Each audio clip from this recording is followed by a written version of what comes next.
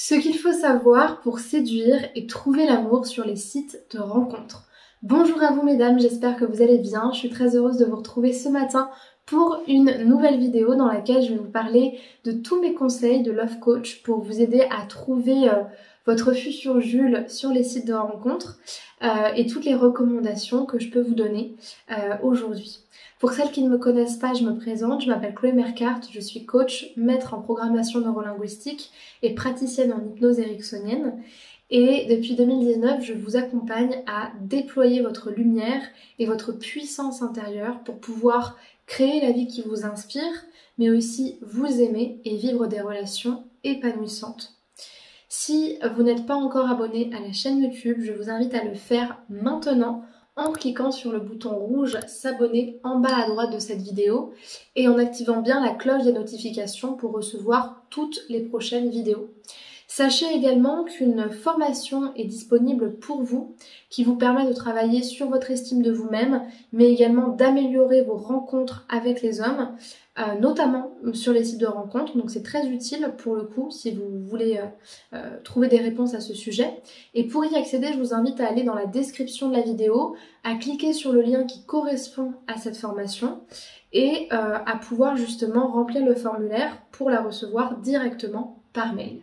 Donc nous, on va tout de suite aller dans le vif du sujet et je vous invite à bien prendre des notes pour pouvoir en profiter totalement. Déjà, la première chose qui est importante quand vous êtes sur les sites de rencontres, alors ça dépend le site, ce qu'ils mettent en avant, etc. Mais globalement, je dirais que une des choses les plus importantes, c'est votre photo et votre description. Parce que c'est la première chose qu'on va voir de vous, c'est exactement comme sur un CV. Et comme beaucoup de choses maintenant dans notre société, ça passe beaucoup par la photo et par la description. En fait, alors je sais que je vais être critiquée pour ça, mais pour le coup c'est une métaphore que je fais. C'est pas forcément la manière dont je pense les relations, pas du tout, mais c'est ce qui marche. Ce qui fait qu'un produit est plus vendu qu'un autre, c'est son packaging, c'est la manière dont il est présenté et c'est les mots-clés que les gens veulent voir et entendre. L'idée c'est pas de recopier un truc similaire partout, mais juste de se dire, moi c'est ce que j'appelle la stratégie de l'huile d'argan, c'est quelque chose que j'ai complètement inventé, mais c'est un peu une théorie selon laquelle si vous voulez être attachante, il faut être polarisante. Un physique, il est forcément polarisant. Après il y a des femmes qui se mettent plus ou moins en valeur et qui jouent plus ou moins sur leurs différences. Par exemple, voilà les traits physiques que vous allez avoir, les particularités que vous allez avoir de par votre métier, de par vos passions, ce sont des choses pour moi qui sont à valoriser parce que ça va vous permettre de vous mettre en avant et donc de maximiser vos chances en fait d'attirer un homme pour ce que vous êtes. Une femme lambda, elle va mettre à peu près la même chose que tout le monde, elle va pas vraiment savoir quels sont ses points de force et donc du coup elle va attirer à peu près n'importe qui parce que finalement elle n'aura pas purement définir ce qu'elle est et ce qu'elle recherche. Mais justement, la qualité du profil que vous allez détailler, ça va vous apporter un certain nombre de personnes et de personnalités qui pourront vous correspondre. Donc faites bien attention à la qualité de votre profil, aux photos que vous mettez. Qu'est-ce que vous voulez mettre en avant de vous? Ça peut paraître bête, mais aujourd'hui, on est quand même dans une société où les gens jugent beaucoup sur le physique.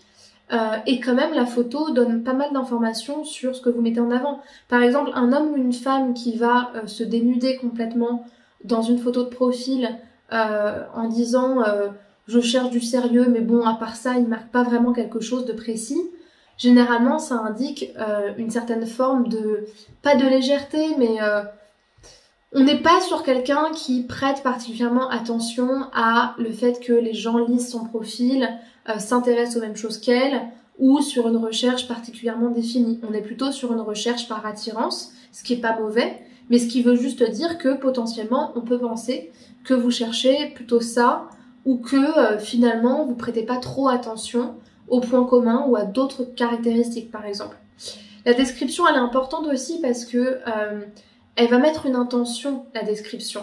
Est-ce que vous êtes quelqu'un qui va faire des blagues? Est-ce que vous êtes quelqu'un qui va mettre des étiquettes assez larges mais qui ne veulent rien dire? Est-ce que vous êtes quelqu'un qui va être pointilleux et beaucoup trop pointilleux et ça peut faire peur aux autres? Qu'est-ce que vous allez mettre en avant? Moi je me rappelle par exemple d'un homme que j'ai accompagné qui avait un handicap neurologique donc un trouble en fait neurologique de par quelque chose de particulier concernant un liquide particulier dans ses sphères cérébrales. Et comme c'était un handicap, c'est ce qu'il mettait en avant. Sauf que finalement, sans s'en rendre compte, il se limitait en faisant ça. Parce qu'il avait la croyance que ça allait faire fuir les câbles d'utiliser le mot handicapé. Bah, d'une certaine manière, il était tellement persuadé de ça qu'il s'arrangeait pour le présenter directement, pour que ça justifie ce en quoi finalement il ne trouvait personne. Donc en fait, en allant dans le sens de sa croyance limitante, il avait le résultat de sa croyance. Et donc dans sa description, il mettait presque que ça en avant, ce qui faisait que forcément les gens ne le voyaient que comme ça.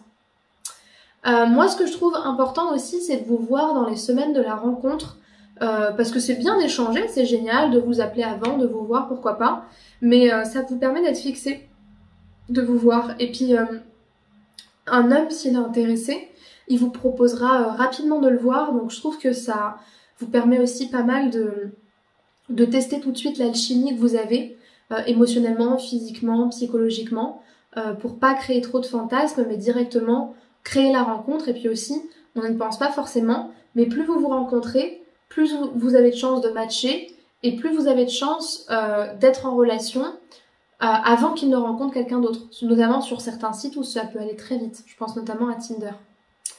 Alors ça, c'est la base, mais pourtant, c'est pas toujours acquis pour certaines femmes. C'est le fait de savoir vraiment, et j'insiste sur le vraiment, ce que vous voulez, et de savoir réellement ce que vous ne voulez pas, et comment le voir.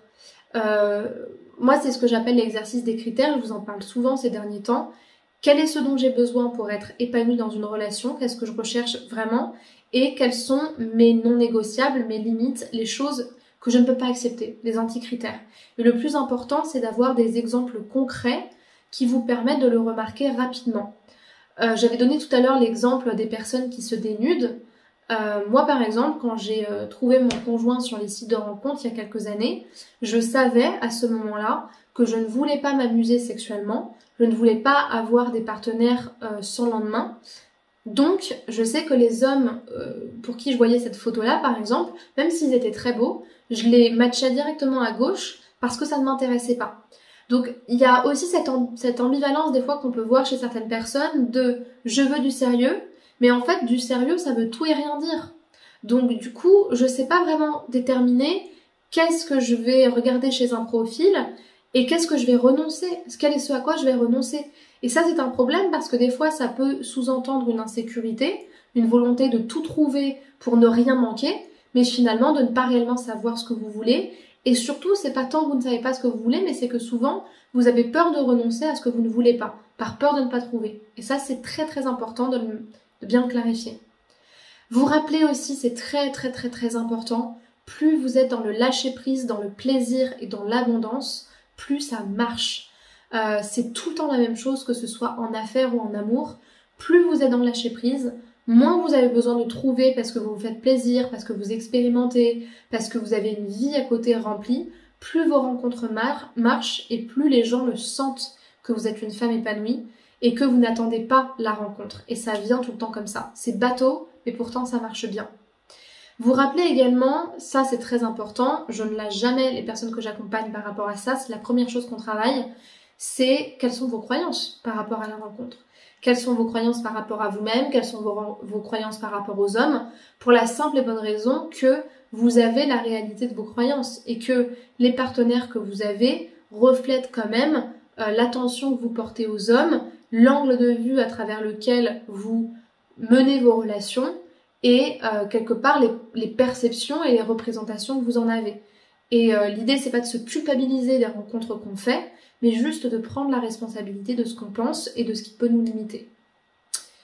Moi, ce qui me semble important aussi, c'est de vous rappeler que c'est pas parce que vous fréquentez un homme et que vous n'avez pas d'autres matchs ou d'autres rencontres derrière qu'il faut rester par peur, mais au contraire agir comme si vous saviez que vous alliez trouver l'amour. J'ai vraiment envie de vous partager l'histoire rapidement de ma meilleure amie qui est restée célibataire pendant 7 ans après une relation très toxique. Et pendant 7 ans, alors elle a pour le coup, elle a fait notamment une rencontre qu'elle a beaucoup aimée mais qui malheureusement n'a pas fonctionné. Et puis c'était une personne qui ne se forçait pas à être dans des relations qui n'étaient pas justes pour elle quand elle ne le sentait pas. Et elle a toujours su qu'elle allait rencontrer quelqu'un. Et même nous, ses amis, on se demandait souvent, ok, super, tu vas trouver quelqu'un, mais quand est-ce que tu le trouves, le temps passe, etc. Avec pas mal de peur et de jugement qui nous appartenaient, notamment moi. Et elle a toujours su qu'elle allait trouver quelqu'un. Et récemment, il y a quelques mois, elle a fait une très belle rencontre. Mais si je vous partage ça, c'est parce que il y a déjà d'une part vos croyances, les vôtres, bien vous séparer de celles qui ne vous regardent pas, qui ne sont pas les vôtres, et surtout les comportements qui vont avec, c'est-à-dire le fait de ne pas agir par peur, mais au contraire de suivre la voie de son cœur. C'est très important. J'espère que cette vidéo vous a plu. Si c'est le cas, je vous invite à laisser un pouce vers le haut pour m'encourager à continuer et pour justement donner de la force à cette vidéo. À me laisser en commentaire si vous en avez envie et à me poser des questions pour que je vous réponde. Et si vous souhaitez qu'on fasse une ou plusieurs séances de coaching ensemble pour vous aider dans votre situation, vous pouvez directement prendre contact avec moi par téléphone en réservant votre appel de 15 minutes offert en cliquant sur le lien qui est en description de la vidéo. C'est le premier lien. Vous n'avez qu'à remplir le formulaire et choisir votre créneau. Et ensuite, nous, on pourra parler justement de votre situation actuelle et de ce que vous souhaitez changer.